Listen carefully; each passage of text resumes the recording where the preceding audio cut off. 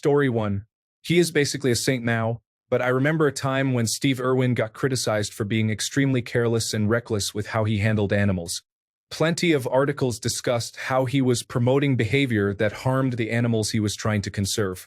He was the poster boy for conservationists being entertainers rather than scientists. Story 2. Read Rolling Stone's review of Queen's Jazz album from 1979. Whatever its claims, Queen is not here just to entertain. This group has come to make it clear exactly who is superior and who is inferior. Its anthem, "We Will Rock You," is a marching order. You will not rock us, we will rock you. Indeed, Queen may be the first truly fascist rock band. The whole thing makes me wonder why anyone would indulge these creeps and their polluting ideas. Story 3. In the 2000s, Hilary Duff and Joel Madden dated. Hilary was 16 and Joel was 25. Today's terminally online age gap discourse, kids like to falsely claim that no one even cared, to try and paint society at the time as morally rotten. In reality, Hilary and Joel's relationship was a notable scandal at the time, not just in the tabloids and celebrity gossip circles, but in mainstream media as well. My mom even knew about it, and we didn't even get the Disney Channel. Every publication was critical of the relationship, and the general public's opinion on it ranged from "not my problem" to "ew, why?" Don't get me wrong, there was a lot of moral rot in the media during this time, but that relationship scandal wasn't indicative of it. Probably the only people who were openly fine with it were other 16-year-old girls who fantasized about dating Good Charlotte members themselves. Story 4. The Legend of Zelda. The Wind Waker is the first one that comes to mind. People criticized it for the cartoony graphics when it was released, but now it is practically revered. Story 5. Black Sabbath, Billy Joel, and Kiss all routinely received terrible one-star reviews in Rolling Stone in the 1970s. All are now in Jan Wenner's Rock and Roll Hall of Fame. Story 6. When Pokemon Black and White came out, people tore it to shreds. It was the first mainline game that didn't take place in Japan, and none of the existing Pokemon are in it. Maybe people found the characters annoying, or there were lots of changes. People basically treated it like it was the absolute worst game and was going to sink the entire franchise. In the last couple of years, not only are people praising Black and White, but many are also acting like nobody ever hated it in the first place. Black and White was the first set of games where I was actually looking at only discussions about it, so don't gaslight me, you all hated it. Story 7. This story is old, but it concerns Medusa. In the oldest sources, she was depicted as just some random monster, merely a woman born very ugly. Then, in the 8th century CE, Ovid wrote his Metamorphoses as a critique of the emperor, presenting the gods as complete antagonists as stand-ins for the emperor. Part of that included rewriting Medusa as a victim of assault and victim blaming, which is the only version most people seem to know now. Moving forward to the present day, there's the equally misguided revisionism where people claim Athena turned Medusa into a monster to protect her, completely ignoring the fact that she helped kill her. Story 8. People believed Stan Lee was an illustrator and sole creator of many Marvel superheroes. He was a writer, arguably just a synopsis and dialogue writer due to his Marvel method, and a notorious credit hog. Although he never claimed to be the sole creator of any of his co-creations, he praised every artist he worked with a lot. However, because he was a brilliant businessman in how he presented himself and appeared in Marvel cameos, people somehow concluded he was a pen and paper artist and that he was involved in characters he had no hand in creating, like Captain America. He was a capitalist. Story 9. The sudden narrative that Avatar, 2009, wasn't a big deal. I distinctly remember people losing their minds over blue aliens and 3D glasses for months. Don't lie to me, internet. Story 10. I was once listening to a podcast where one of the hosts said she did not remember Justin Timberlake having anything to do with the Janet Jackson exposed breast Super Bowl scandal. Just because Justin Timberlake continued to have a career and Janet Jackson got canceled, doesn't mean he wasn't fully involved. He literally ripped off her clothes. How does one forget that part? Story 11. Not the worst, but an amusing one is people saying you could not make the train scene in Spider-Man 2 nowadays because everyone would pull out their phones and take photos of Spider-Man when he is unmasked, instead of respecting his privacy and promising to not tell anyone. People made that exact same criticism of the scene back when it came out in 2004. Story 12. That vinyl records were more pure, and how they are how music is supposed to be listened to. No, they weren't. They had a hissing sound and would often skip. My teenager got a record player and thought it was broken. Took me a while to convince them that that's how they actually sounded. Story 13. The kids who only know Johnny Depp from his Pirates of the Caribbean films think he's a sweet Disney star. Dude was trashing hotels, boozing, chain-smoking, doing drugs, and one of Hollywood's bad boys for years. He really got the Hollywood do-over and history rewrite. Story 14. I remembered nearly everyone loving Mad Max. Fury Road, 2015, and I even saw it twice in theaters, which I rarely do. Sure, there were a few complaints about the lack of the titular character, but I recall the movie being universally praised, with it basically being a 2-hour awesome chase scene. But to my surprise, earlier this year when Furiosa came out, which I have not seen, many people seemingly retroactively criticized Fury Road, calling it overrated, unappealing, and dumb. I felt like I was being misled for continuing to love it. Story 15. Do you mean pop culture revising people's general understanding of history, or people revising history about pop culture? Because if it's the first category, the answer is Hamilton. Story 16. Neutral Milk Hotels in the Aeroplane Over the Sea suddenly became one of the biggest albums of the 1990s, after over 20 years of being virtually unheard of. Story 17. The medieval era was not a feminist utopia, but women did have roles of importance in work, from being leaders to taking over husbands' roles all the way down to the farm. Gender equality mostly took a downturn in the 1800s, and we got it back in the 1900s. Story 18. The Clinton sex scandal was a huge deal at the time it happened. People from both parties were calling on him to resign, and many in the media were calling it the biggest scandal in American history, even worse than the Watergate scandal. You hear a lot of revisionist history today that the American public didn't really care about Clinton's actions and it was just a few Republicans making a big fuss over nothing, but that absolutely wasn't the case at the time. Story 19. Oldies and 1980s channels today in the United States play many songs by the Smiths and other bands that not only never had hits in the United States, but no radio outside underground college stations even played alternative music like that until after Nirvana emerged. Story 20. That cinema-goers in the 1990s didn't get that Starship Troopers was a satire. They absolutely did. It did badly at the cinema because rated R science fiction wasn't a huge market at the time. Critics and fans absolutely got the context and nuance of the film. Story 21. Sailor Moon.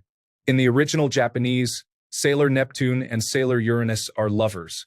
In the dub, they are unfortunately changed to cousins. This LGBT erasure was done by Canadian company Optimum Productions. Story 22. John Lennon. Everything about him was either ugly or hypocritical. He treated women and his son poorly. He talked about imagining a world without money while living an aristocratic lifestyle. All around, he was not admirable. Story 23. That people in the Middle Ages were dirty. People bathed then. Everyday people washed hands and faces as well as a quick wash on their bodies. Plus bathing fully once a week. People got really stinky in the early modern period. Story 24. One example of pop culture revisionist history is the portrayal of Cleopatra.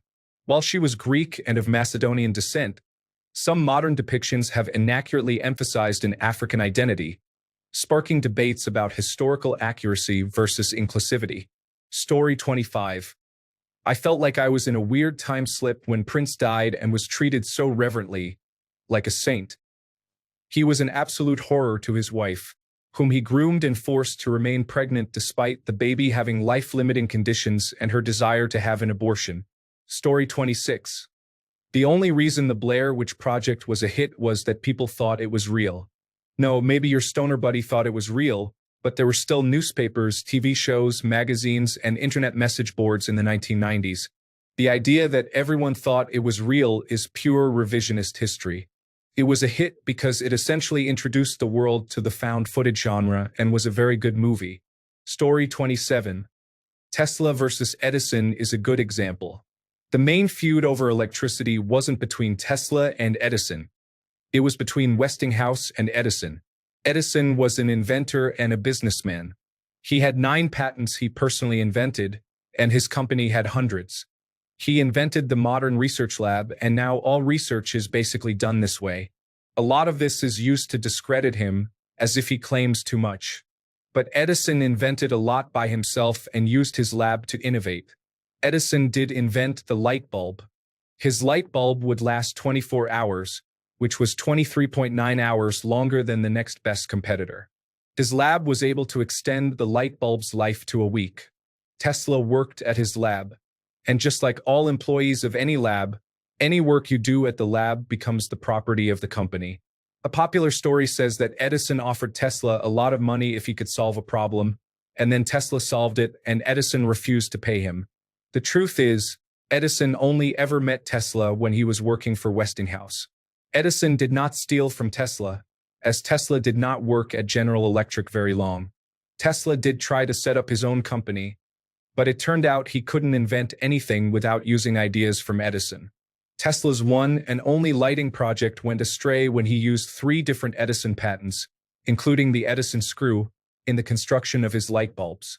Westinghouse ended up bailing Tesla out, and the two went on to create the largest alternating current power network that ever existed in America. It only had one problem. It was dangerous and caused fatalities. Tesla didn't care about this. Others eventually developed electric non-conductive materials. The power system of the time was very hazardous. Edison created the electric chair personally and used it to demonstrate how dangerous alternating current power was. Tesla wasn't doing nothing. He did invent an alternating current motor. But a lot of his achievements were realized by other people first, like his remote-controlled boat or his X-ray machine. His biggest achievement was the Hoover Dam. But he invented that in the same sense that Edison Labs invented things. He had a team of inventors he was happily taking credit for. The lie that Tesla was this mega genius and Edison was this evil businessman has just become too prominent. If you search who invented alternating current power, they wrongly insist that Tesla invented it. The actual inventor was Michael Faraday almost a century prior. Story 28. Heath Ledger being cast as the Joker. Initially, there was uproar, with many believing he was too pretty to play the part. Since his untimely death and because of his outstanding performance, that one role has elevated him to legendary status. Story 29. Before he died, the general population viewed him as a crazy pedophile. And then he died, and everyone was coming out of the woodwork to say how much they loved Michael Jackson, including a lot of people who were critical beforehand. Story 30. People joke about Mike Tyson biting off a piece of Holyfield's ear. They joke about him assaulting a guy on a plane. He's a cool weed and mushroom guy now and has a podcast. He's fun, right? Mike Tyson went to prison for raping a woman. Story 31. There's a strong trend on X now of people talking about Hitler as misunderstood and actually a real progressive nation-loving leader who just wanted the best for his country. Story 32. Reddit thinking that Mother Teresa was running a Slanish death cult. None of that actually happened. Christopher Hitchens basically made all of it up based on treating the unavailability of certain painkillers in her area as if she was deliberately withholding them. The idea that Thomas Edison was a hack who never did anything. He was still a skilled inventor, just a narcissistic one who stole credit. Story 33. This is a recent one, but when Spider-Man 2 for PlayStation 5 came out last year, most people were praising the game. A few months later, loads of people online were criticizing it. In that same vein, I saw the same thing with Spider-Man: No Way Home. Story 34. The Runaways were not an influential women's band in any way. Most people hadn't heard of them, and they hardly received any radio play. They could barely play their instruments. Story 35. The Dish is a total lie. Honeysuckle Creek, just west of Canberra, is where the world saw the pictures coming in live. Parkes and their site categorically didn't pick up the television signal of the initial step onto the moon during Apollo 11. As the dish is too large and winds were too high, and Goldstone Complex mishandled the broadcast preparation. They were important, but they weren't the ones on air when Neil Armstrong took one small step for a man. Parkes was used for the feed from 7 minutes after, and the town's entire industry around the moon landing is a blatant lie. Story 36. The 27 Club myth. While it is true that several notable musicians died at age 27, like Jimi Hendrix, Janis Joplin, and Kurt Cobain, the concept of the 27 Club has been exaggerated. This myth has been pushed so hard that it often overshadows the actual causes of death or the personal narratives of these artists. Story 37. That Blue Monday would be used to sell cars or insurance or groceries or whatever it was, in an ad played in a contemporary multiplex. I don't mind New Order getting their bag, but the song is about Ian Curtis taking his own life and always has that dark emotional undertone to me. I hope they were paid well, at least.